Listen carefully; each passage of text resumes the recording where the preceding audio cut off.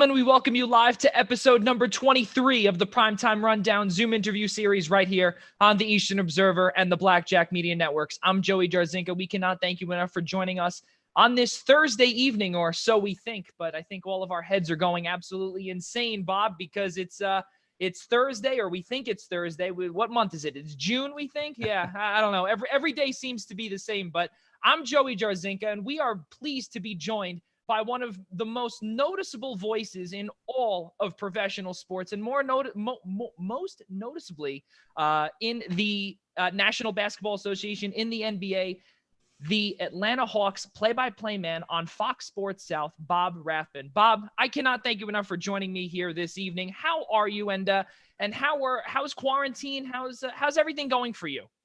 Well, Joey, thank you. I'm honored to be on with you. One of my very best friends in basketball is an assistant coach at St. Francis, Ron Gannulin. Oh, And yeah. one of my all-time favorite people. And a shout out to Ron and to fans everywhere. And thank you all for joining tonight. And I'm honored to be with you. Really, really appreciate it. And to the St. Francis family, Ronnie, you got the shout out from Bob Rathbun. He is the man. He really is the man. He's fantastic. So again, for those that are just tuning in for the first time, this podcast is a byproduct of our flagship podcast, the Primetime Rundown. And we interview a whole bunch of personalities, whether it be in the sports field, whether it be in the entertainment field, mainly in the sports field though, but really every single soul except just one who we've had on has had ties to the East Coast, and ties obviously to the East Coast and also to the ACC, which we will get to in just a few moments. But let's get started here, Bob. And you were actually born up here in the New England area in Wakefield, Rhode Island, but then you actually made your way southbound and made your way to your current home now in North Carolina. And you were the sports director of WSTP Radio about 3 decades ago, 1973, but that's where you got started. Let's hear a little bit about that. Well, it's a great story. It's one I hope will serve young broadcasters as inspiration. My dad was transferred in the company he worked for, and that's how we made our way from Rhode Island to North Carolina. And it turned out to be the best thing that ever happened for me, because as a 12-year-old, I called a radio station, WSTP, in our town. And a Sunday afternoon, I don't know what prompted me to do it, but I called, and the announcer on duty answered, and he said, "Well, young man, if you're so interested in sports and radio, and you listen to us all the time, why don't you come down and we'll give you a tour of the radio station?" So that began for me and every Sunday ritual where I would go and hang out at the radio station. I was a 12-year-old kid, and I would do what 12-year-olds would do. I, go get the guy a drink and take out the garbage and just try not to be a nuisance.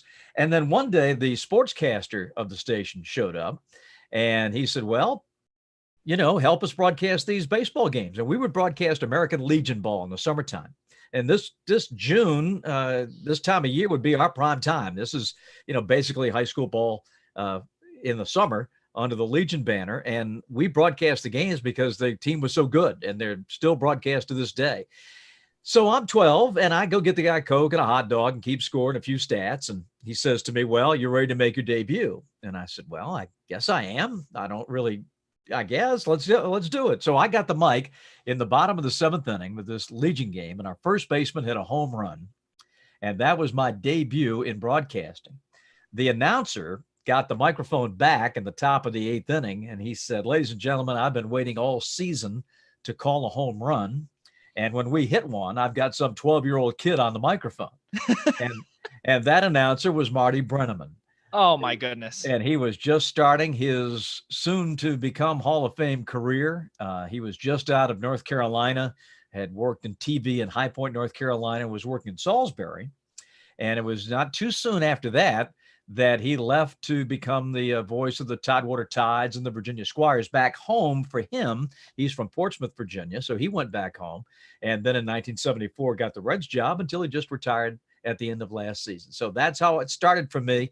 And I've been doing this ever since. And it's been just a great labor of love. I started in radio and then moved over to TV, and it's just been so much fun. And I hope that I can help young broadcasters like I was helped when I was a young broadcaster. So I'm happy to be here with you tonight.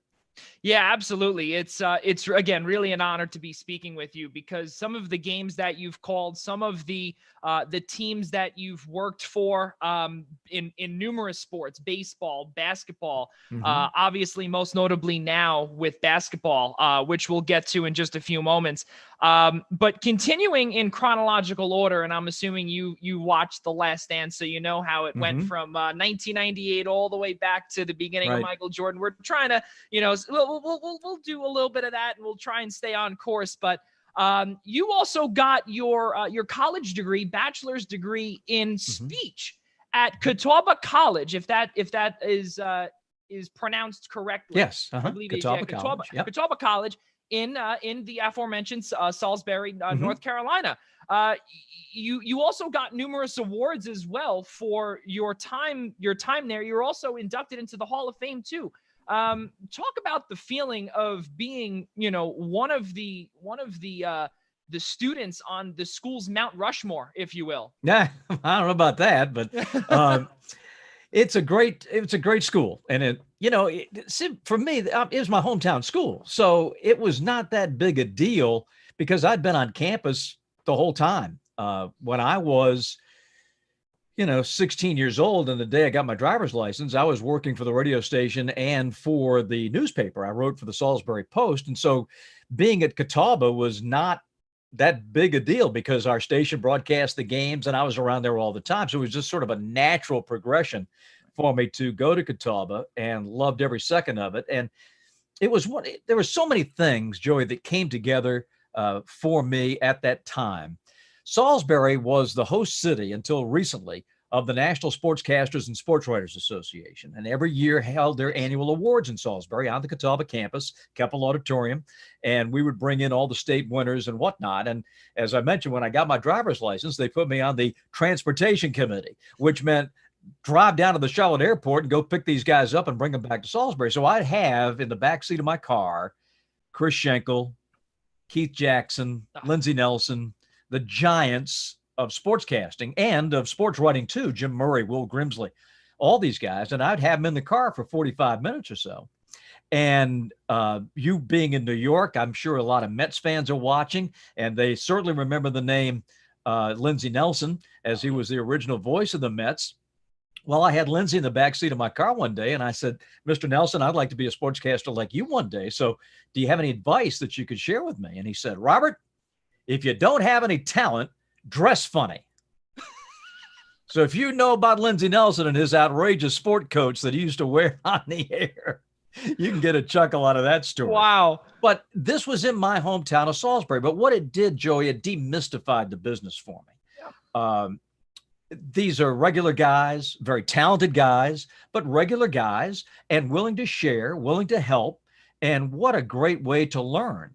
Every year when they came around, I've been a member of that organization since I was 16. And it has been so fortuitous for me to be associated with them at an early age. Then the other thing that happened was I was on the air full time when I was 19. I was a sophomore in college. The sports guy at WSTP left, and they asked me this, would you like to do it? Of course. So I would go to school full time, and I worked full time. So I would start at 6 a.m. Doing the morning sports reports, go to school, which the radio station to campus was about 2/10 of a mile, and hang there, take my classes in the morning, go in the afternoon to the library, get the homework knocked out, back to the station, do the afternoon shows, and then it was on to broadcast a game oftentimes that evening. And I loved every second of it. While I was at Catawba, as you mentioned, I was a speech major, and the head of the department was basically my mentor, Dr. Carl Hales, a dear friend to this day. And he said, you know what? We don't get many guys like you. You know what you want to do. You're already doing what you want to do. So let's tailor your academic profile to match what it is you want to do. And I think this is one of the beauties of the small school. And because I get asked all the time about, should I go to Syracuse? Should I go to Indiana? I said, go somewhere that fits for you, because you may be able to get more done at a small school than you would at one of these big schools. Because if you go to Syracuse, you might not be until a senior before you get your hands on a microphone. Well, at Catawba, you could do it all. And I was working full time, and we would tape games and he would listen to him back, and he'd say, that was pretty good. That was terrible. This needs improvement. And I would go back out and do the high school football game the next Friday night, which I would have done anyway. Right. But now I'm getting coached along the way. And so it really helped me become a better broadcaster at a very young age. And everything from voice and diction to stage presence to diaphragmatic support and all the things that we learn along the way, I got when I was basically a teenager. So I was very, very fortunate to come along when I did, where I did, and I owe a great deal to Catawba. Yeah, and it's just by saying that, Bob, it's really it's soothing almost, because a lot of the aspiring broadcasters such as myself who went to St. John's University to not a big, to not go to a school like a Hofstra nearby from here, or to go to a Syracuse or a Northwestern or wherever the places may be, and to start, or a Fordham. Actually, that I was gonna say that is the that's the Mount Rushmore of broadcasting. But to not go to those places and to start at the bottom, that really is definitely a sigh of relief for some of those that are in a school like those that I had just mentioned. Right. Well, just as well. You're familiar with David Halberstam. Absolutely. Right.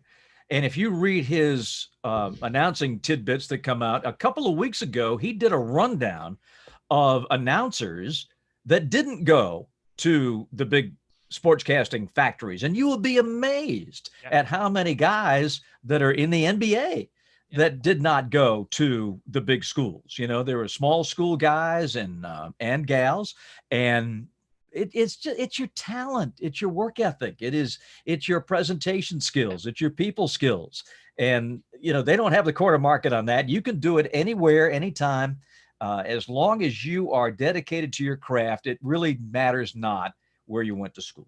Absolutely. Yeah, you said that perfectly. So now moving forward, at your time at Catawba College, you won something called a Distinguished Alumni Award 1988, and then you were also inducted into the school sports Hall of Fame in 2006. Talk about how good that felt for you to be inducted into this Hall of Fame, or to be again recognized for all of the work that you put into then. Well, it was very humbling, I must say. There's a lot of people still at Catawba that mean the world to me, and for them to think enough of me and my family to bestow those honors was really something, because as I mentioned, I've been hanging out at Catawba since I was a kid, and to be able to be recognized for the little things that I might have done along the way are pretty significant to me. So it's a great feeling, to be thought of that highly by people that you love so dearly was really great, and something I will always cherish. Now, you're following your time at Catawba and in North Carolina, you eventually got the call to go even farther south, to Georgia and to Atlanta. Let's talk about the start of your Hawks career with Fox Sports South. So talk about the initial phone call that you received from the Hawks, and also from your time with baseball as well, just to get into the professional doorway. Talk about how good that felt, and how all of your work going back to aforementioned college paid off for you. Well, I'd be happy to. I left Salisbury and I went to Norfolk, Virginia, and I worked there for 14 years, radio first, and then both radio and television. And that is where I got a foray into major college sports. I did William & Mary football and Old Dominion basketball, and that's where I met Coach Gagnon. Ronnie was on the Old Dominion staff. And I also started working AAA baseball. Baseball is something I've always done. I've always done both basketball and baseball, so it wasn't unusual for me to do both. And, I got to Norfolk in 1978, and the summer of 79, I spent in the press box at Met Park in Norfolk. The Tides were the Mets AAA affiliate, and I was there every night covering the team. This is unheard of, that nobody would come. Only the newspaper guy, who happened to be the sports editor of the paper, were there every night. And so the general manager of the Tides, a fellow, God rest his soul, Dave Rosenfield, said, what are you doing here every night? I said, well, I'm covering the team, because I was doing the morning sports on the CBS affiliate there in town. And he said, well, this is interesting. And why are you keeping all these stats on the team? So I proved to him that I love baseball and I love covering the team. And then there was an opening the very next year. And lo and behold, I got the job. And that was my foot in the door, as you mentioned, to professional sports. Now, I had always also at that time started doing regional sports television. Now, this is the advent of the regional sports networks. And back then, we had an outfit called Home Team Sports based out of Washington that's now Masson. Oh, yeah. Home Team Sports did the Orioles and the Caps and the then Bullets. But they also did college sports. And that was at a time when in Virginia, we were all in the same conference, basically, from Old Dominion, William and Mary, James Madison, Richmond, VCU, you name it, we were all together. So they needed somebody to help out. And I got a chance to do college basketball, but that also gave me an opportunity to fill in for Mel Proctor, who was the voice of the Orioles and the Bullets from time to time. So I got a foot in the door doing NBA and Major League Baseball, and did my first Orioles game in 1987. So that was a significant portion of my career. This is leading up to your question about it coming to Atlanta, but I worked there, went to Detroit for 3 years, and I know you want to talk about that too, from 92 to 94. But the whole time I have been doing college basketball, and I've been doing ACC games for Raycom and Jefferson Pilot now for 31 years. I still do them. And one of my producers, a fellow by the name of Steve Craddock, left to become the coordinating producer and later the executive producer of Sports South here in Atlanta. And they had an opening to do the Braves and the Hawks. And because I did basketball and baseball year round together, he thought I'd be the perfect guy. And I did both. And that's what got me here in Atlanta in 1996. So, and just by doing those two, you were able to get or to land that pair. Now, originally, when you were told that, did you ever think to yourself, well, okay, this is a fantastic opportunity. You can never say no to an opportunity like that. But how, and this is actually going back to now your time in the Mid-Atlantic region or in the DMV area. Whenever there was crossover season with basketball and then baseball, how did that affect your workload as a play-by-play broadcaster? Well, when I was in Hampton Roads, not too severely. I would run into a conflict or two in September when William and Mary football began, or I had a college football game and the Tides were maybe in the playoffs, in the International League playoffs. But the GM, Dave, always fancied himself. He wanted to be a broadcaster to begin with, so he didn't mind stepping in and filling in if I had a conflict. And by the time, we never did exhibition games, baseball. So the regular season would start, 1st of April, and the college season, basketball season was long since over by then. So I really did not have the crossover like I have had now. One of the reasons I don't do the Braves anymore is because the crossover was too great. I was doing 225 events a year, which is wonderful, except, it just kills you. And to stay on top of the big leagues and the NBA at the same time, you can imagine. And I'm more recognized in Atlanta for the Hawks than the Braves. And the Braves wanted their own crew, and I don't blame them. And once we got all the rights back in 2006 or 7 or whenever it was, that's when we sort of went our separate ways. And they had their own crew, and I did the Hawks, and have been doing them ever since, and it's been great.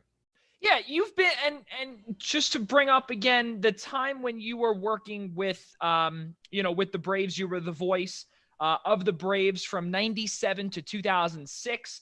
As you brought up earlier, you worked with the Baltimore Orioles on the TV side part-time, again, as you said. But it's, just even that thought.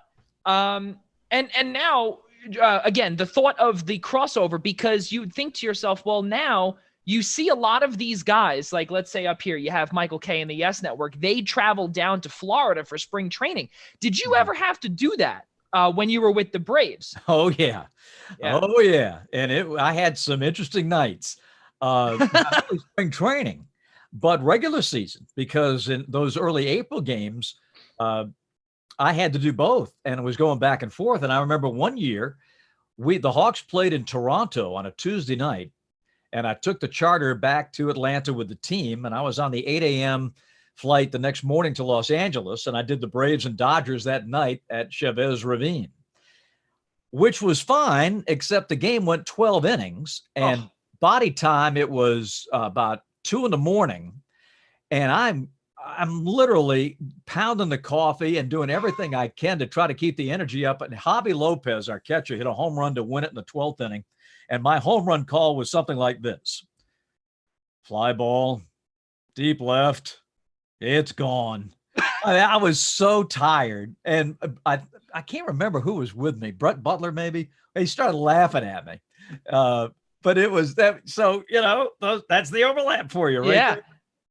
Then I was like, oh my gosh, will this game ever end? I just want to go to sleep. Yeah, it's crazy because, you think to yourself, especially, when you want to be a broadcaster, you say to yourself, well, did you ever put all of the factors together and say, okay, well, can I handle this? Can I do this? But you've also done, Bob, you've done college football. You've done the College World Series. You brought up how you've done ACC basketball. You touched upon your time with the then Washington Bullets. But now you actually do, and we'll actually save the best for last, which is the Hawks, but the WNBA you do, and you're the voice of the Atlanta Dream. So now that overlap season doesn't really happen because you have about a month Yeah. in between the NBA and the WNBA season? Yeah, generally, the WNBA is going to tip off around Memorial Day in a normal year. Yeah. And be done, regular season should be done by Labor Day, playoffs into late September, maybe early October, depending on the calendar. The WNBA season gets truncated every 4 years because of the Olympics, so that makes it a little odd. But, generally it's over with by the time the new Hawk season rolls around. And, as when I was doing baseball, the final game of the regular season would be on Sunday in late September, and the Hawks media day would be the next Monday. Oof. So you just go from one to the other. But, Wow. When you do this, that's a minor inconvenience. You're so pumped to get the new season going and finish off the old baseball season. So, it worked out great. And the 10 years I did the Braves, we were in the playoffs, 9 of them. So even though we didn't get to do playoff games, we still had our pre and post game shows on Fox. And so we were at the ballpark and we're going to playoff games and World Series and still traveling. So it was great. It was a lot of fun. Yeah, that's really amazing. And and you actually brought up the fact that, 9 out of those 10 seasons with the Braves while you were on the call, they made the playoffs. But now with the Hawks, I believe in your first 8 seasons, or your first 3 seasons in Atlanta, they made the playoffs right away. Or let me rephrase that. With the Hawks, right away, they made the playoffs. And then 8 consecutive seasons of not making the playoffs. And then it was a little, lopsided where, again, 8 consecutive years of not making it. And then I believe it was 9 or 10 consecutive years of making it.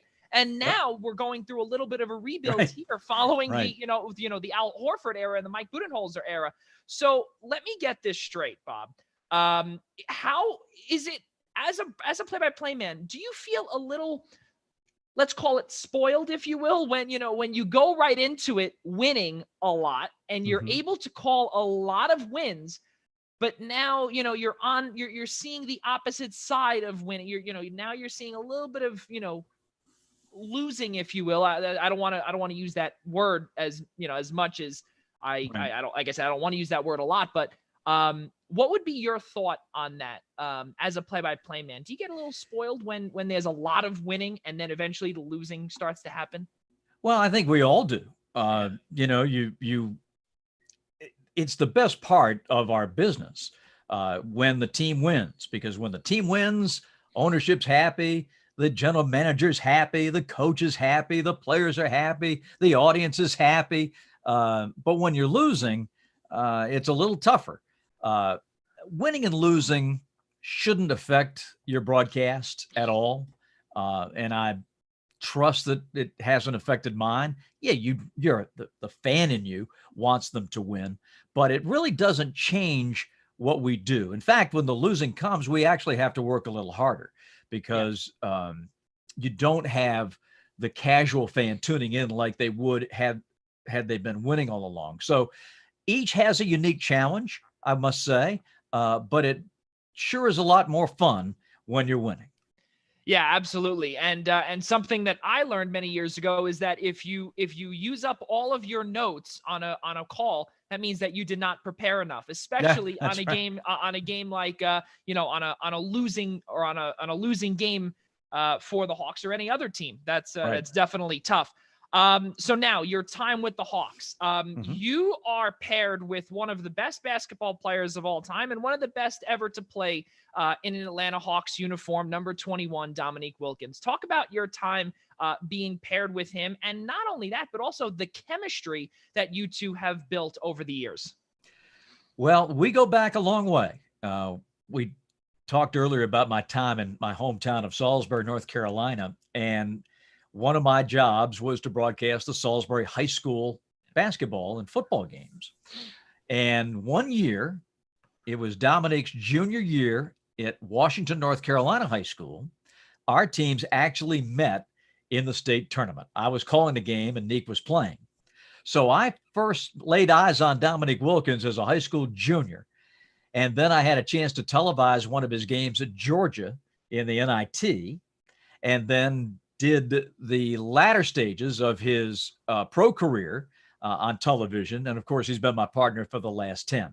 It is so great because we know each other so well and have been friends for so long that that chemistry that you mentioned just sort of happens because I know so much about Neek that something will happen in the game, and I know that's something that he can relate to.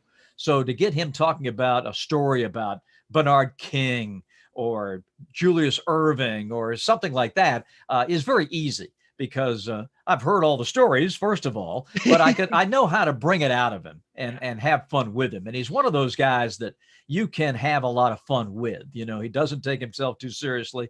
You know, we'll put up a stat like there was a game last year, the year before, where one of our guys moved past him in career assists for the Hawks.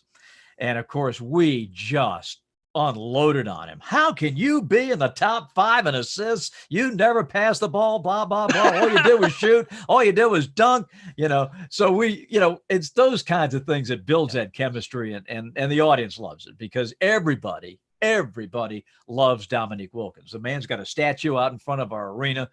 He's the icon of the franchise and will always be. There'll never be another Dominique. Yeah, it's really a lot of fun to hear you guys. I've heard I have not heard one in the last year because I didn't renew my NBA League Pass here, but yeah, I know I know I do apologize. That's yes, I know, bad. And but I have heard a lot of good stories though from this past year. My cousin actually lives in Alpharetta, not too far. Oh, okay, yeah, not too far in Atlanta or from Atlanta.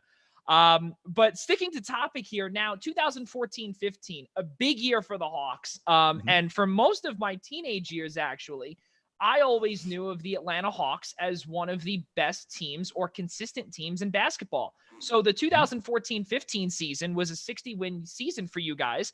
And just by looking at the names of the guys, and I'll never forget it, I remember either on my fantasy team or who we were talking about in school, in high school, whatever it was. And I remember thinking Paul Millsap, Al Horford, Jeff Teague, Thabo Cephalosha, the list goes on. Dennis Schroeder, another one.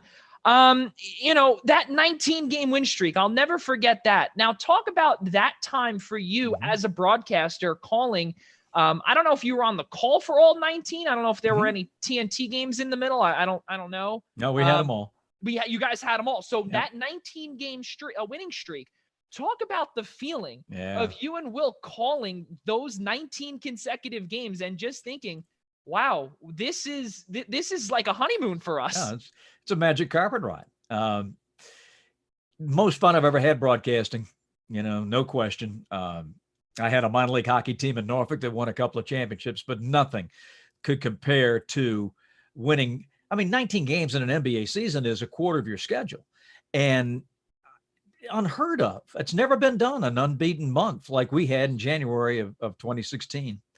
The team had outrageous chemistry. It just sort of fell together. It wasn't a grand plan by any means. We struggled early. I think we were 7-6. Had a turnaround game against the Raptors near Thanksgiving that sort of got us going in late November and early December, and then we really kicked it in with that 19-game winning streak. But for Hawks fans who have been so long suffering, always to be the bridesmaid, always to come up short, whether it was Larry Bird beating Neek in games 6 and 7, the frustration of never being able to get over the hump in the East, losing to Michael all those years with a great club back in the late 90s. For the first time, Hawks fans could come to the arena with the expectation of winning. And it was so special, Joey, that to see the whole town turned on. That's happened a couple of times here in Atlanta. The Braves did it in 91 with the worst of first. And they were playing in the West, so everybody's up till 2 a.m. watching the games out in the West Coast. Right. It happened, of course, a couple of times with the Falcons going to the Super Bowl. But this is the first time in a long time since those Neek teams where Atlanta, the Hawks were the thing. And it was the place to be. And it was the place to watch. And I am convinced that had we stayed healthy, we were going to the NBA Finals. I think we would have beaten LeBron, and I think we would have gone to the Eastern Conference Finals. Now, by the time we got to LeBron, we were so banged up, there's no way we could have beaten him. But had we stayed healthy, I think we would have been there. Now, I don't know if we'd have beaten Golden State, but I think we would have been to the finals. And there's no telling what that would have meant to our city, to our franchise, to finally get there. That's the first time a Hawks team's ever been to the Eastern Conference Finals. Now, when we first moved here in 68 and 69 and 70, we went to the Western Conference, what would be considered the Western Finals these days, but never in the East. We switched over to the East in 70, 71. So this was a remarkable year. And we were I often kid people. I say, when you're the big thing in town is when you go to the dry cleaners and you drop off your shirts and the little old lady behind the counter hands you your shirts and she says, "Aren't our Hawks doing well?" The whole town is wrapped up in what they're doing. And it was great. The ratings were through the roof. The arena was jammed every night. It was so much fun. And it was pretty remarkable. Yeah, absolutely. And just to look at it and to say to yourself that, just a few years prior to that year, you had obviously the Thrashers move to Winnipeg, and you say to yourself, well, now it's very difficult to not only, did you feel as a play-by-play man once the Thrashers left that, obviously you'd have some more eyes on the Hawks because obviously in addition to the Falcons, you have the Hawks now, but you also lose that other winter sport in hockey in the Atlanta area. But even just to, tune in and you get that casual fan, did you feel that, you had a few more eyes on you ever since they left in 2011, 2012? And, you got that spark? Yeah, not really. We had some good Hawks teams, but the sad part about the Thrashers is that we owned both teams. Yeah. So we did so much in concert with them as a company. It just broke our hearts to see them leave. And we didn't get in fact, it was probably the opposite. There was more ill will against that ownership group for losing the hockey team and letting them go that any kind of bump that we could have gotten from the Hawks, because we were tied inextricably together. And no, the feeling in town was not that. It was not one of euphoria that, we're going to make some hay now that the Thrashers are gone. Right? It was just the opposite, that everybody was so upset that they left. And, we built the arena for both teams. Right. I mean, it was bad, because this is the second time Atlanta's lost an NHL team, and the stain of losing a major league franchise like that hurts to this day. I mean, I'm a huge hockey fan. I broadcast minor league hockey, and it was just crushing, just crushing. It's tough. Yeah, absolutely. And the reason why I brought that up is because, you think to yourself, you had said about the casual fan earlier. I figured there was a possibility where those fans may not have, jumped ship and liked the Winnipeg Jets, and maybe, well, you know what, maybe, with the casual Atlanta fan, possibly, well, you know what, I now the Thrashers are gone. Let me move over to the Hawks and watch them a little bit more. And then that, for you guys, that would be. And Joey, I'll tell you, they weren't the same fans either. I mean, the hockey fan was the hockey fan. Yeah. They were not the NBA fan. The NBA fan was not the hockey fan. Right. So you would think, you might get a bump, but that wasn't the case here. We had a few crossovers. I mean, we had people who had season tickets for both, but generally speaking, the Thrasher fans were hockey, and that's it. Hockey centric. Yeah, absolutely. So now there have been times, Bob, when you have called some nationally televised games on NBA television and also on Turner Sports, TNT. So now a lot of these nationally televised games, I have to ask you, did they involve the Hawks or not?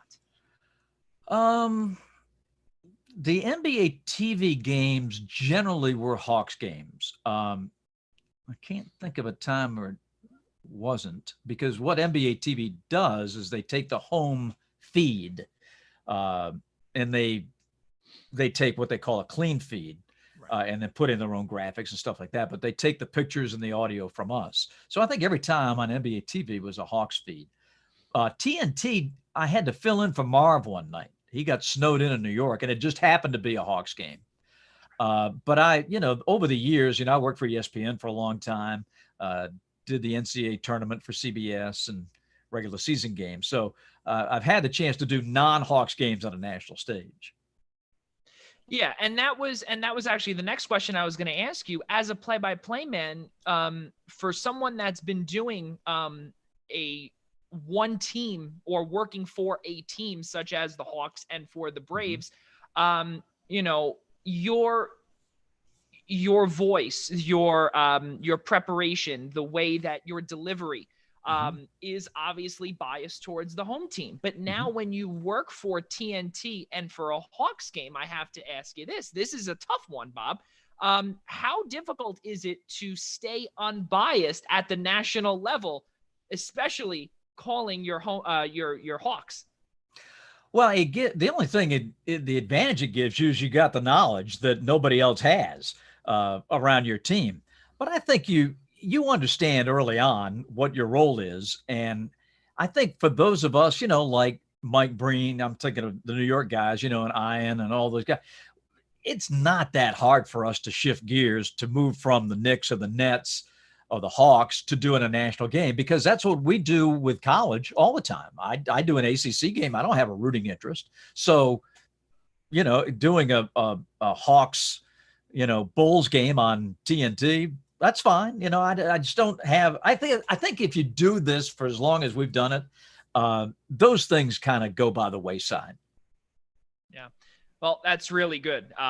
I've heard a few of the broadcasters that we've spoken to, for some, it's been a little bit of a difficult transition. But really for you, which is fantastic, it hasn't been, which is great. Yeah. Only because I've had to do so many games where I'm a neutral party, I'm Switzerland. So, it's not that hard. It's not that tough. Now take us through a typical game day for you, Bob.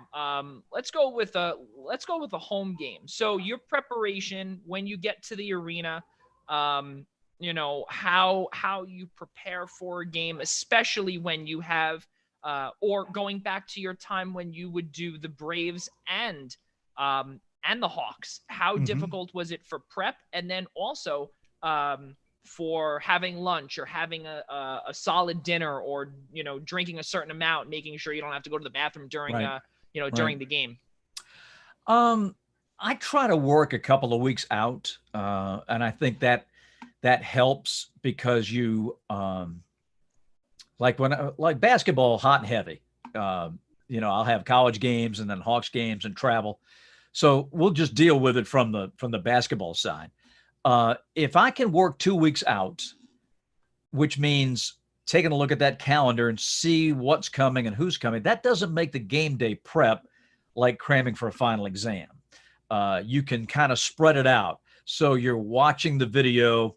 If I've got the Knicks coming up, then I can keep my eye on New York. I can start taking a look at the notes and start the game summaries and just kind of following New York to get ready for our game.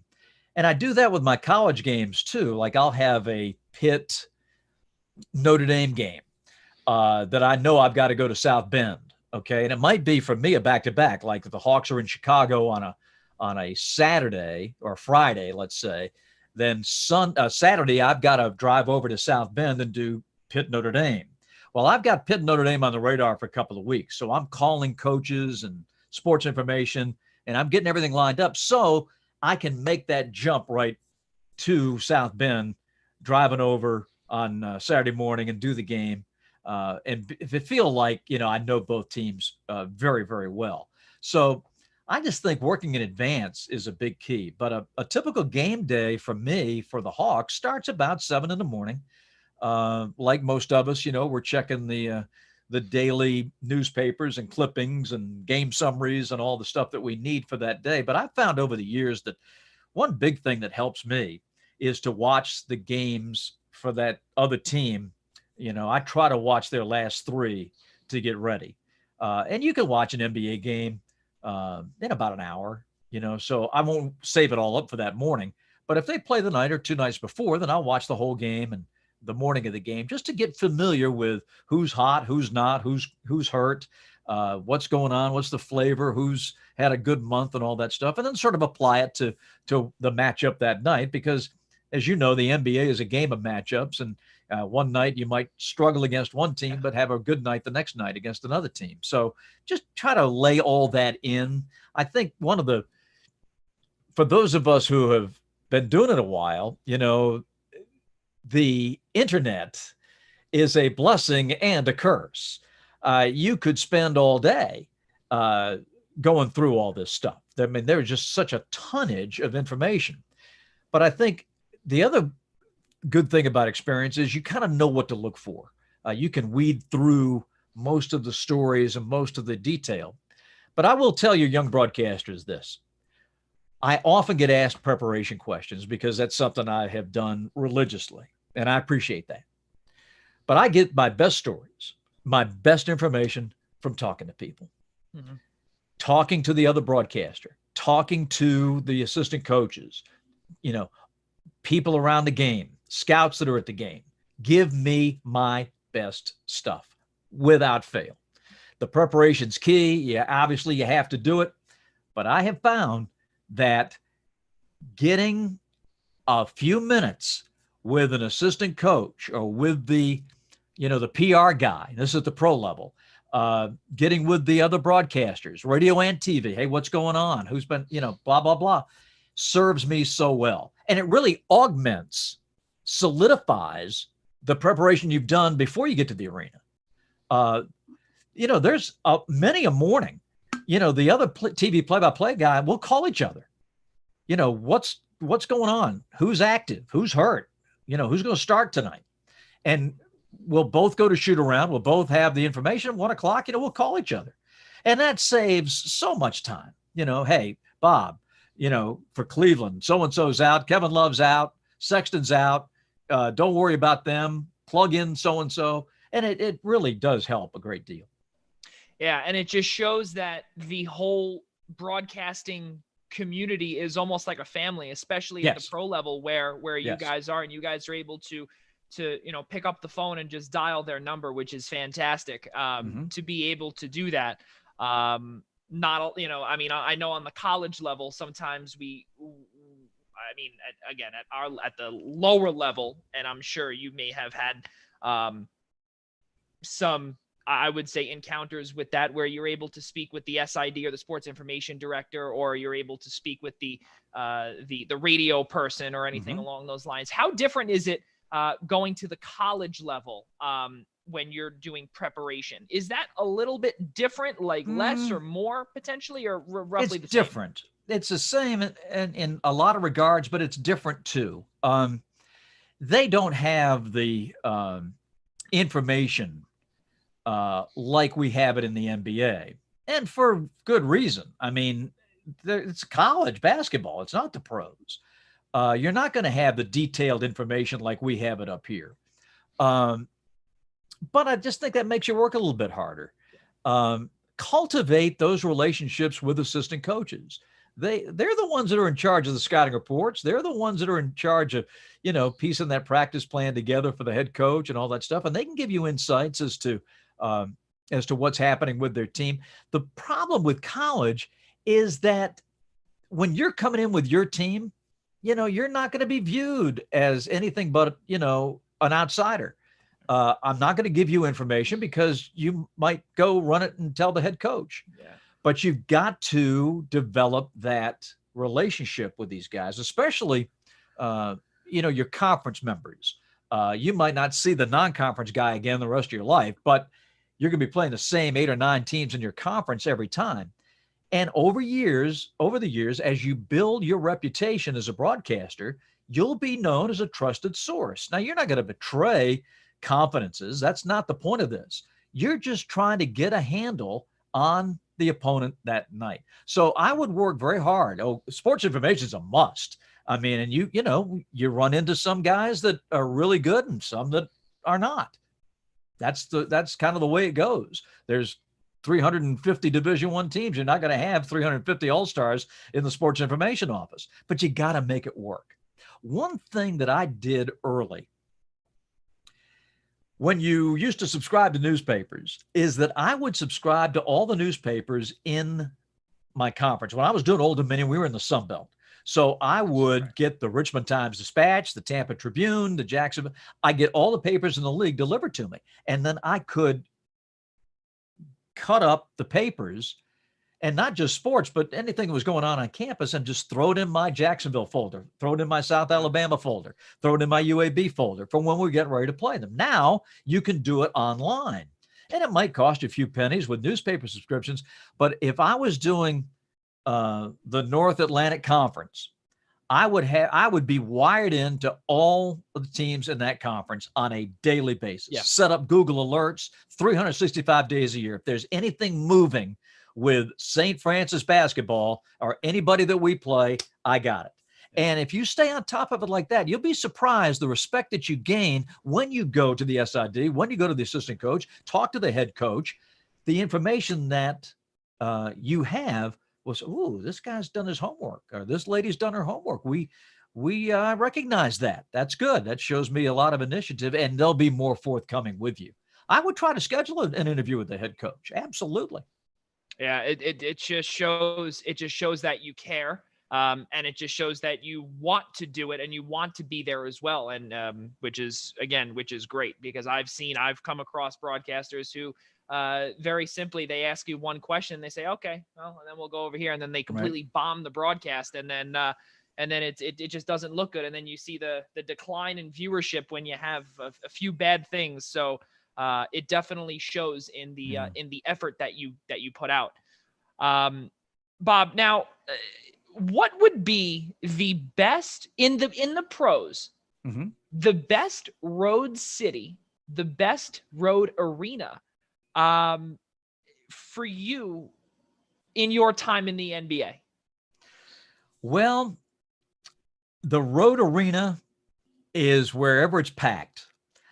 I love the big crowd, and I don't care if it's Madison Square Garden or Oklahoma City or anywhere in between. If it's jumping, I love it because it makes the broadcast come to life, and that's what I care about. If the arena is going to be half empty, then it's down on my list.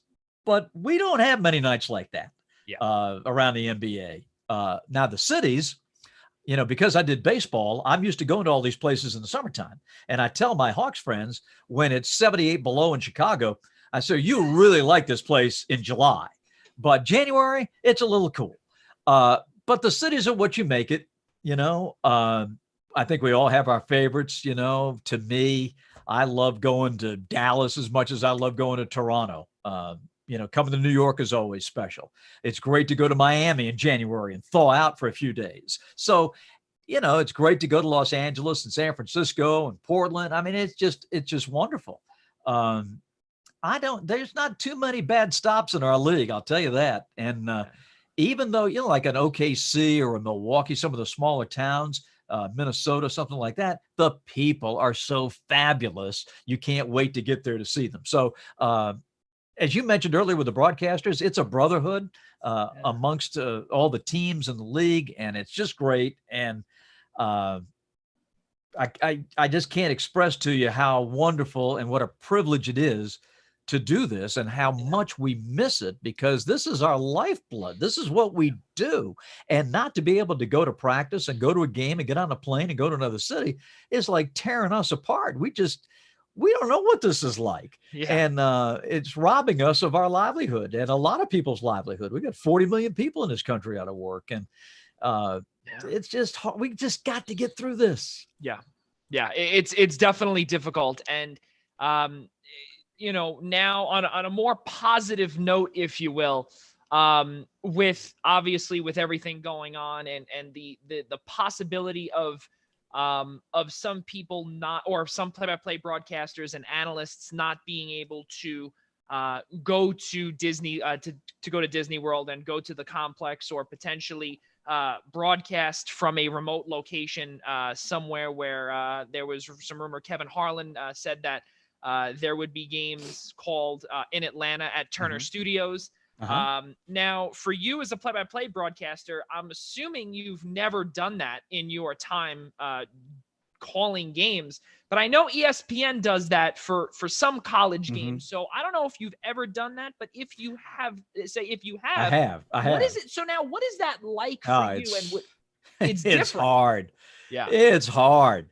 I have done in our studio, a lot of times I've filled in for guys doing a college soccer game or doing a college, I'm trying to think. I've done field hockey. I've done soccer.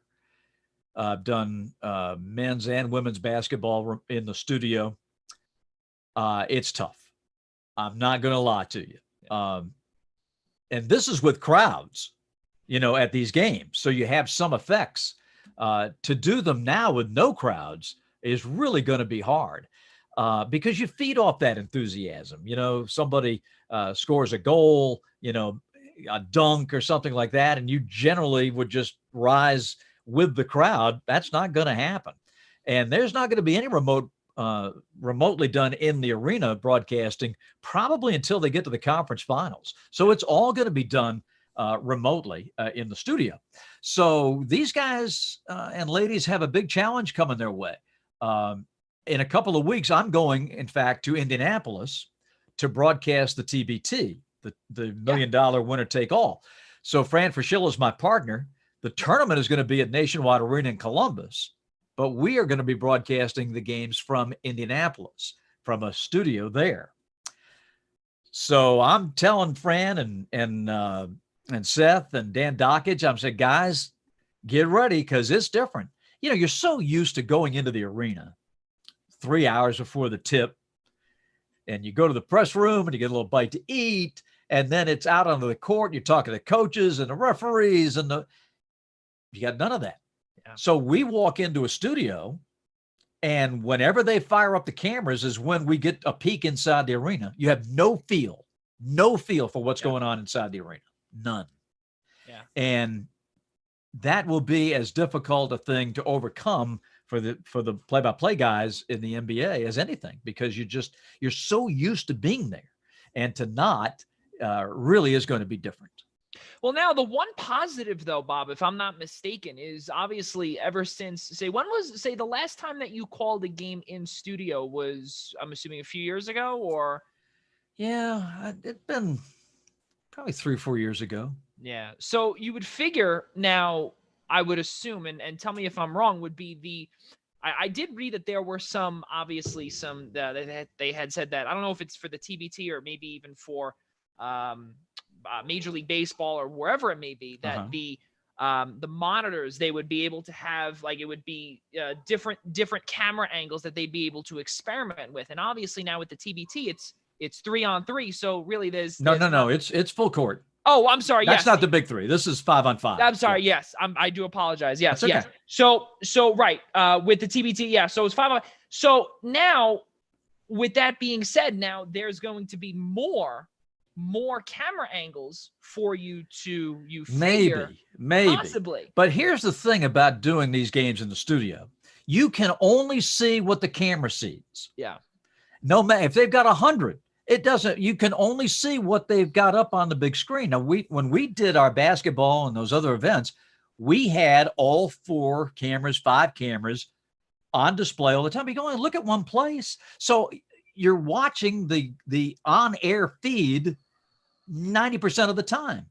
You can kind of glance out of the corner of your eye to see another camera, but it really doesn't do you any good. You've got to be able to match your words to what the audience can see. So you're watching just the on-air feed to do the play-by-play. And you're so used to being able to look down, look at your notes and catch up, because you get a sense of where the ball is on the field, whether it's soccer match or whatever. But basketball is so fast, you can't take your eyes off of it. Yeah. And not being there, it's going to be tough. There's no doubt. Especially like TBT. I know this is the 3rd year I've done it, so I know most of the guys on the better teams. But if some of these other clubs come from nowhere and get to the quarterfinals, it's like, who are these guys? Yeah. You got to really do your homework and know them, because it's not just the uniform number. You've got to know what they look like and how they act, and because to pick it up, basketball like that. So this is going to be a challenge. There's no doubt. And I'll tell you something else too, is the technology. We're so used to having a stats guy, a stage manager, the stat monitor in front of us. Well, by the time all these signals bounce off all these satellites and finally get back to you, there's going to be a delay. Right. So if I remember doing a basketball game in the studio, and I said during one of the timeouts, I said to the director in Atlanta, I said, give me a shot of the UAB bench. Great. Yeah. So he hollers down the line to the people in the truck it was Texas El Paso. They said, Bob wants a shot of the UAB bench. Great, here it comes. 1001, 1002, 1003. By the time it got back to us in Atlanta, the timeout was over. We're back on the air. And what I was looking for, the time had passed. So we've got to figure out a way to get the instant communication from the table on scoring, fouls, all of that in real time, so we can relay it in real time. Right. And try to piece it all together and not being in the arena. Yeah. It's a challenge. It's definitely going to be brutal. And just to think about the fact that not only you're going to be broadcasting that in a studio in Indianapolis, you're one of the few that are actually going to be able to now, see it firsthand and be able to do it, because now we've seen, obviously, no other professional sports have started yet. The only one is NASCAR, where Mike Joy has been doing it from Charlotte every week in NASCAR. So now we'll get to see Bob Rathbun doing it in Indianapolis on TBT is back to save America. Exactly. There you go. So now, obviously, as we're talking about the coronavirus and everything that's going around now. And during this, or where we are here in New York, pause, or for other places, shelter in place, or simply stay inside. Let's go back to March 11th, and that will forever be engraved in our heads, Bob, as the day that, or March 11th and 12th, the day that sports came to a complete halt.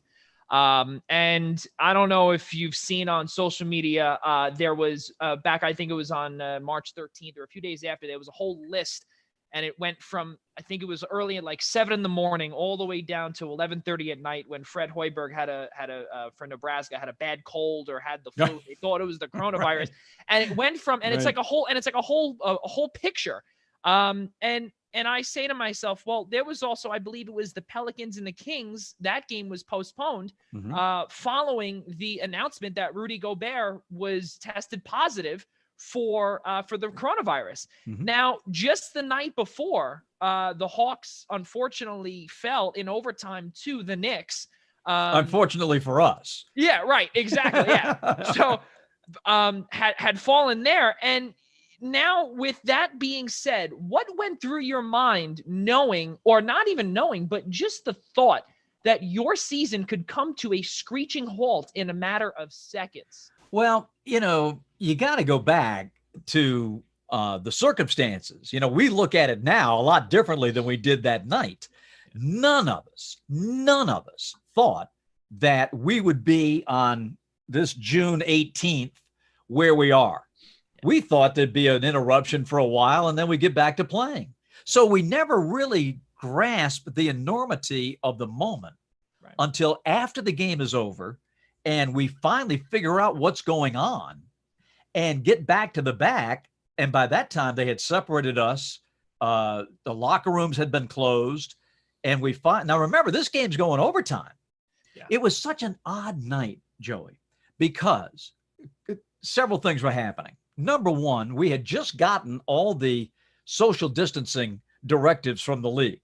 Okay. They were put in on Tuesday. This is Wednesday. So by the time we get to the arena, this is the first time the coaches are secluded. There's 6 feet, 8 feet separation with the pregame media time for Mike Miller, for Lloyd Pierce. Locker rooms are closed. So we're just getting a handle on how to operate. Okay. Now we look back at it now. It's, well, of course, but that back then, a little different mindset. So now the game starts. And we start hearing later in the second half, there are some problems in Oklahoma City, and we're not quite sure what's going on. Now, remember, we're on the air during the game, okay? So we're starting to hear that, the season is going to be postponed. Well, I'm talking to my producer and Jill Gossard-Cook, and I'm saying, Jill, have you gotten anything from the league? No. I said, well, let's hold off. We're not going to respond to anything that's on Twitter. Let's just see what happens. We'll get word when they tell us that there's going to be a suspension of play. Now, the Knicks have this 20-some-odd point lead, okay? And here comes Trae Young having a fourth quarter for the ages while we are trying to piece together just what the heck is going on out here. Yeah. So here comes Trae, 27 points in the fourth quarter, leading this tremendous Hawks comeback. I'm trying to broadcast the game while we're trying to figure out what is happening. What is going on? They postponed the game? What has happened? Remember, they're an hour behind us. They're in Central Time. Right. So now the Hawks tie the game, and we get word that it's official. The NBA season is going to be suspended after play of this evening. So we put that out there, and I no more get the words out of my mouth that stay with us. We've got Hawks Live postgame shows coming up. They're working feverishly to put all the pieces together. Let's see how this game ends. And of course, it goes into overtime. So we have no more time to think about it. We got to go to the overtime period. Now the Knicks stretch the lead out and they're going to win the game. Yeah. Well, word has gotten to our bench to get Vince Carter in the game. Yep. Yeah. Okay. Yeah. So now Neek and I are saying, well, this is nice, get Vince out there and who knows, when we're going to play again. But so he comes in and the game's over. And Trae gives him a pass, and he steps up to the three-point line and drains the three-pointer. Yep. Game ends, and we go to the postgame show. And I said something like, Vince Carter leaves the court a hero. Who knows, when we come back. Well, we never came back. And that was his last shot of his career. But we didn't know it then. Yep. So all that is happening. And then, Joey, we walked to the back, and then it hit us all. Just the enormity of what has happened. And one of the most bizarre nights of all of our careers. Mike Breen was there doing the game for the Knicks. And Mike and I were talking after we got off the air before we walked back to the back. And I said, are you guys going to get to go home? what is happening? What's going on? And everybody, we had no idea what was going on. And I said, buddy, I don't know when I'm ever going to see you again. So it was just a weird night. And then we just left and we haven't been back since. I have not been back to downtown Atlanta since. And just so surreal. You just couldn't believe what was happening. Yeah, I remember, like I said, that day, or the day, what was it, Thursday, the day after, and when we were at Madison Square Garden, and they had postponed or following the first half of St. John's and Creighton in the Big East tournament. I remember saying, wow, I can't believe that they're playing in front of no fans and in front of about 200 family members. And with everything that was going on, you say to yourself, this is really crazy. And, okay, well, the NCAA tournament's canceled, the NBA season is postponed. And again, going back to the aforementioned list that I was talking about and seeing, Fred Hoiberg coughing up a lung the night before. And you say to yourself, well, especially after last night, we don't know if he has whatever. And, when are we going to be able to get back into the new normal? And we don't even know what the new normal will look like.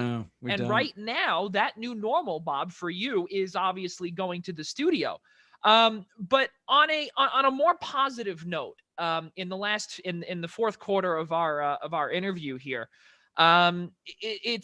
it's amazing to see Trae Young do amazing things, and also with Cam Reddish obviously as well on the roster, and John Collins as well, another one who is beginning to blossom into a superstar in the making. But also, as you mentioned earlier about Vince Carter, how cool, Bob, is it to call, or was it to call the last shot for Vince Carter in his illustrious career? You were the one calling it. Well, it's going to go down that way, but I sure didn't think it at the time. Yeah. I mean, I had no idea we weren't going to be playing any more basketball. I got much more of a kick out of the dunk he had to get to 25,000 points the year before because I knew that was coming, and I could plan it and prepare for it. But this one I never in a million years thought that would be his last shot. I thought we would go back to play at some point. And I have said publicly since, I said, you know what? When we get back, whenever that is, December, and we get fans back in the stands, not until we get fans back in the stands, we need to petition the NBA to let Vince Carter come back to us on a one-day contract and start the game with a dunk. And, both teams agreed to it. And just let him go down there and get a lob from Trae and dunk one and then say goodbye. And we can give him a send-off that he deserved. Had we known that night, it reminds me of what my old high school coach used to say. If you knew where you're going to die, you'd never go near the place. If we knew that was going to be his last shot, we would have done something a little more special. Right. But we had no idea. Nobody did. Even Vince, after the game, said, well, I don't know if that's the last one. That's pretty good, but I think we'll be back and blah, blah, blah. Yeah. So, I got to call it, but it sure feels hollow right now. I want him to come back. I want him to play one more game, get out there, have a ceremonial dunk, and let us give him the love that he deserves, because what an amazing career. He's older than Trae Young's father. Yeah, that's crazy. And he's like 6 months older than Lloyd Pierce, our coach. So, I mean, it's crazy. The role that he played mentoring these young guys and keeping himself prepared to play an NBA game. He was not on the roster just to have him. I mean, he was a contributor. He was in our rotation, and great guy. He's going to make $1 zillion as a broadcaster, and good for him. He's great for the game and a great human being. Really good stuff there with Vince Carter, especially someone who will be no doubt about it, a Hall of Famer in due time for sure. Now, again, Bob, I can't thank you enough for joining us here. We have 5 minutes. Is that okay? Sure, absolutely. All right, cool. I just want to make sure I don't want to take up too much of your time, even though good. Just making sure. Again, for those that are just tuning in, that is Bob Rathbun. I'm Joey Jarzynka. Cannot thank you enough for joining us here on this Thursday evening. But as we continue to close out episode number 23. Let's do it. So you have a plethora of awards, Bob, and 10-time Southeast Regional Emmy Award winner. 2017. This is something that I've never heard of, and this is something pretty cool. Positivity in Broadcasting Award from Positive Athlete Georgia. Tell us a little bit about that award that you received, which again is extremely honorable. Oh, well, thank you. Yeah, it was quite a shock to me to get it. That group, and it will eventually expand to all 50 states. But what they do, they focus in on athletes that might not be the best player on their team, but they have such an incredible spirit that they want the coaches and the schools want them to be recognized. It might be a cheerleader, it might be, a team manager, but somebody that is really outstanding at what they do, but might not be the headline getter, that the 5-star recruit might get. So they put this together. It was the brainchild of Hines Ward, if you remember Hines when he played for the Steelers, played here at the University of Georgia. And he started it in Pittsburgh, and it's come to Georgia and is in several of the states now, and it will go nationwide. But that's what that group is all about. They do tremendous work. The stories just tear your heart out of what these young kids have overcome to just participate in a sport, and they get recognized. And so the group found it worthwhile to send a little love my way, and I really do appreciate that, because the one thing I do with the broadcasts, stay positive. Nothing comes from pessimism. Everything comes from optimism, and I've always lived my life that way, and I hope that you all do too, because it's the only way to go in the end. Yeah, you were named Virginia Sportscaster of the Year 6 times, Georgia Sportscaster of the Year 1998-2012 by the National Sportscasters and Sports Writers Association, and you were also inducted into the Virginia Sports Hall of Fame in 2008. Now, being inducted into the Hall of Fame, this is now the second Hall of Fame, Bob, that you were inducted to. Give us a little bit of background on how you feel when you got that call to be on a even bigger stage. Well, it was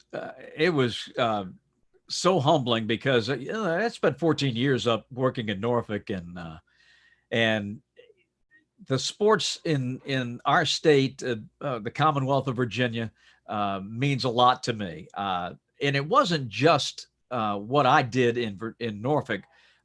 It was the UVAs and Virginia Techs and the James Madisons and all the George Masons and all these great schools. And it was a labor of love, no doubt, to be able to work in that state and call games in different levels, with William and Mary football and Old Dominion, and then later on television, and doing ACC games for 30 years, going to Virginia and Virginia Tech. So it really meant a lot to me, because doing the games in Virginia meant a lot to me. And still does. I relish the opportunities that I get to go back to Charlottesville or Blacksburg or Norfolk, Richmond, what have you, because so many friends and get to see them. So meant a lot. Meant a lot. Now, going back to, or actually, as we said earlier in the program, just like The Last Dance, rewinding back, I want to touch upon your time with the Detroit Tigers, and it was, I'm assuming, for you to take over for a legend in Ernie Harwell. I can't even imagine to be, and just to think of the current broadcasters today in all of like Joe Davis taking over for Vin Scully, or in the hockey world, Alex Foss taking over for the legendary Bob Miller for the LA Kings. And for you being able to do that and saying Bob Rathbun took over for Ernie Harwell, what was that like for you in the early 90s to be able to say, okay, I have some big shoes to fill here? Yeah, it was an interesting time, to say the least. They had, Ernie and Paul Carey did the Tiger broadcast, and Paul retired, and Ernie did one final year in 1991, and both chairs were open. And I went with a good friend. Rick Riz was the number one guy in Detroit, and then I was the number two guy. And we went into a situation that neither of us felt like was going to be the hornet's nest that it turned out to be.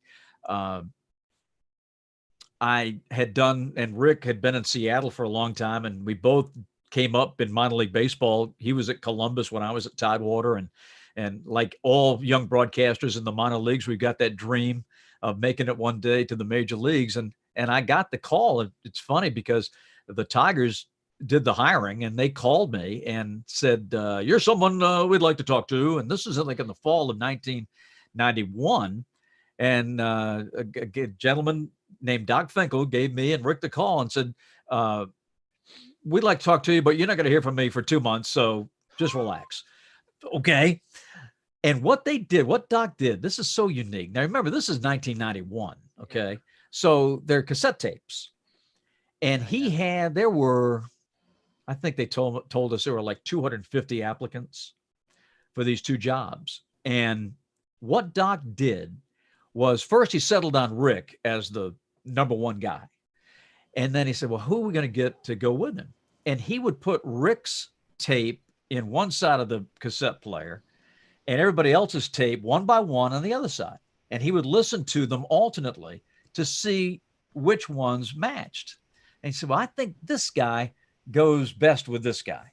And that's how we ended up coming together to get the job. And Bo Schembechler was the president of the Tigers at the time. And I could not have worked for a better boss. Obviously, if you know the background of Bo and his legendary coaching status, he is a Michigan through and through, one of the biggest sports profiles in that state.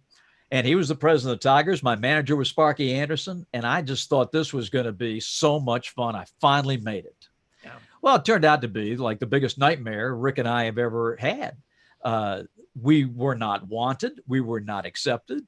And that's by the media and the fans. I mean, they wanted Ernie Harwell, and they were going to get rid of whoever came in their place. So that was very tough.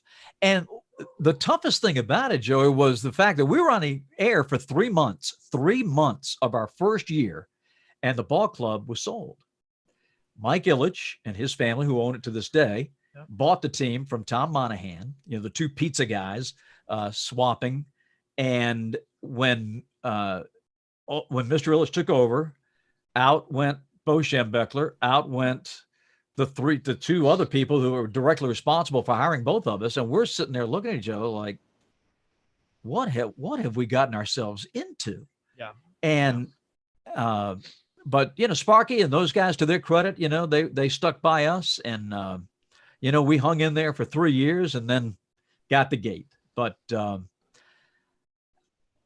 I've wrestled with this for so many years. I'm at peace with it now, but it was hard because we never had a chance. I mean, never had. They could have brought in Bob Costas and Vin Scully, and the reaction, I think, would have been the same. They just did not want us around. They wanted Ernie Harwell, and Ernie Harwell only. And whoever came in next, God bless you. I remember saying to my wife, Mary Beth, I said, boy, woe be unto the guys that replaced them. And little did I know that I was going to be one of the two guys that ended up replacing him. So it was a nightmare, no doubt about it. We never had never a moment of joy in Detroit. Well, I will say this, Bob. I really do appreciate you opening up about it because honestly, but it's a lesson to young broadcasters. Yeah. I mean, it can happen. It's not going to be all a bed of roses all the time. I think back to how the industry has changed. We started our conversation talking about Marty Brennaman, who for the whole time he did the games, very outspoken. He was called in on the carpet by the league president, and, he had a tough relationship with Dick Wagner, his first general manager. And he said things on the radio that I don't think broadcasters can say today. Clubs have gotten to the point, and I think it began when Marv Albert got fired by the Knicks, that the teams were going to control what you say. Yeah. And if you don't toe the line, they're going to get rid of you. And it's really changed the way play-by-play works. And I think young broadcasters have to be aware of that. I think those of us who've been doing it a while, we have a little more freedom, but mostly, if you're not right down the line for the team, you're in jeopardy of losing your job, and that's not good for our business. But Yeah. that's sort of the way that the thing has evolved. So I'd like to hear, what you all think about that too at some point. But it's different. There's no doubt about that. It is different.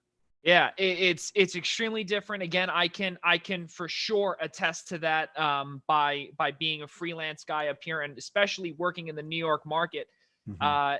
As a young buck like myself, it's so tough, Bob. It's and I can't even imagine what the even younger broadcasters, they think of it now. It's definitely crazy. And also now in the age of social media, now, yeah, and that's another thing too. And it's funny because we've now had, you are the fifth play-by-play man in professional sports that we've had on here, and you are the fifth person to give basically that exact reaction that you just gave, Right. because it is so difficult in this day and age with social media to keep your head up high when, okay, you see someone that could say something like, as you said earlier, you were unwanted in Detroit. And now you can say to yourself, well, okay, now imagine if that was like, if social media was way back then. How do you keep your head up high when you say to yourself, okay, it's only social media. You have to, you have to keep your shoulders back, do your job. You can't Mhm. have, you have to just have the blinders on, look forward the whole time. Right. How do you deal with it, Bob, in your, I guess, in this age of social Right. media for you? My philosophy on it, particularly with Twitter, I use it only as a vehicle to promote our Yeah. broadcasts. That's it. I offer no opinions. I will try to crack a few jokes from here, from time to time, Smart man. but I do not engage in anything other than the support of the team. Watch our broadcast, watch the Braves, watch Atlanta United. Uh, you know, anything that the club posts where we have interaction with our players, our Yeah. coaches, and promote that. But no way am I ever going to say anything on social media. And I don't do a lot of Instagram or Yeah. I'm on Facebook, but mainly with Fox, and trying to think what else. LinkedIn professionally, Right. but I don't do Snapchat and the rest of them. But um, I just don't think you can. It is such a loaded gun. Oh, I mean, you yeah. can look at what happened in Sacramento. Uh, Uh-huh. Oh, yeah. I mean, all you're 32 years down the drain for one tweet. Um, it just it's scary to me, and you have to wonder: is anything ever good come of social media? Um, No. I mean, really, I mean, has any good come out of it? No. Everybody's in a fight. Everybody's got something to say. Everybody's got an opinion. The cancel culture, you name it. Right. You just have to. I think, in my personal opinion, is that you just have to, uh, say, I'm using this to promote my brand Right. and my broadcasting and my team, and Yeah. that's it. Right. I think I couldn't do it. If you feel comfortable wading into those waters, have at it. But there is no way that I would offer any personal opinion on anything, No. on anything. No way. I agree completely. It is ever since I saw what happened in Sacramento, it is such a that's basically where I could leave it at. You're left speechless. Right. But again, on a more positive note, because obviously now in today's day and age, things can take a quick turn for the Mhm. negative, and we're trying to keep our viewership positive and everything. Now, with summer officially coming up in the next couple of days, obviously down in Atlanta or down in Mhm. the state of Georgia, it's been extremely hot for the last, I don't know how many months, Bob. You can attest to that. It's probably been ridiculously hot all the way back in March or February, but up here in New York, it's slowly getting there. But now we actually started something called an ice cream flavor poll because we need something good to look forward to. Yeah. So, There and you go. we've had the voices of the San Jose Sharks on for hockey. We've had the Chicago Cubs hitting coach Anthony Iapoce on. We've had former NFL wide receiver Cecil Shorts III on, whose favorite ice cream cookie dough and strawberry.